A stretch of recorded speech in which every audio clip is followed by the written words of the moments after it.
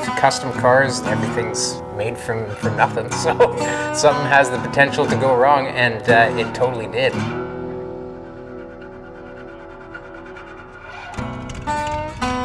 The flamethrowers worked perfectly. I just, a gas leak plus flamethrowers equals, catastrophe. The truck caught on fire. I thought that, there's quick flashes of like, is it gonna burn down? Like, am I gonna be able to put this thing out?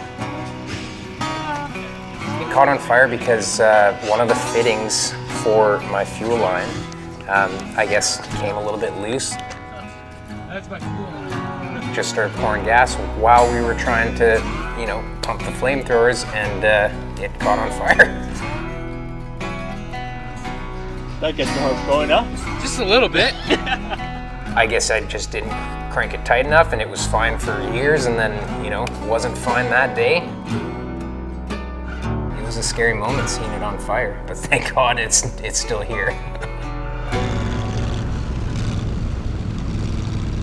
We were cruising at about 2,000 RPM, and in third gear, just, no load on flat ground, everything was peachy, the sun was shining, and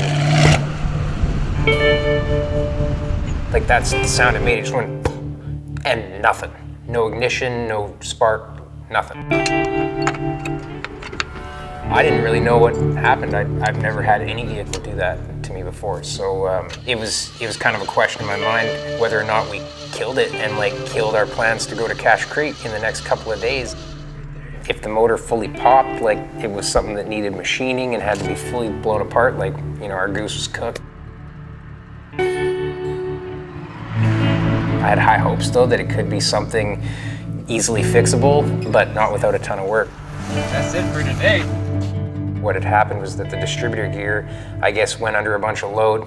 I was trying to get by without shifting, and so I was in first gear and I just revved it too far.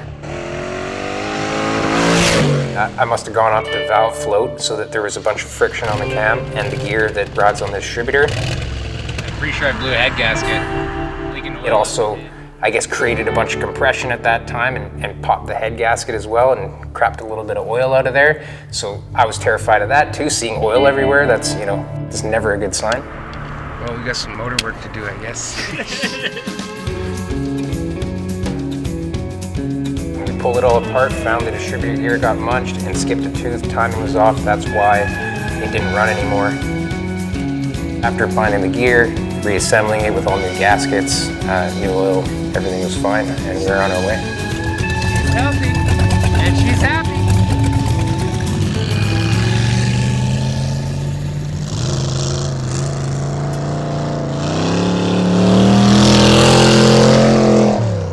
In Cache Creek, we were launching the truck a bunch, and we were on some pretty sticky ground, and I didn't build it as a drag racer. It's taken all the abuse up until this point. I've been building this for 10 years, so 10 years ago I wasn't as good as I am now. Looking back on it, I made a mistake when I built the trailing arm setup. The way that I attached the rear end to the trailing arms, I sleeved a threaded bung within a tube, and I fully welded around the top, but I didn't plug weld the sides. We launched the truck a few times and it started hopping, and I was like, what the hell is that? I looked back and my rear end is doing this, and it's a terrible sign. It actually ripped all my bungs right out of those tubes. The only thing keeping the rear end from fully rotating around and pulling the drive shaft out of the transmission was the coilovers binding on the rear end. So ruined the drive shaft, it ripped the suspension arms right off of the rear end. Thankfully, we had a friend in Cache Creek that had a welder, and I ratchet strapped the rear end to the chassis, and we drove it this high off the ground to Buddy's place, jacked it up, welded it up, and we were back on the road. The drive shaft held out for the rest of the trip and until this day.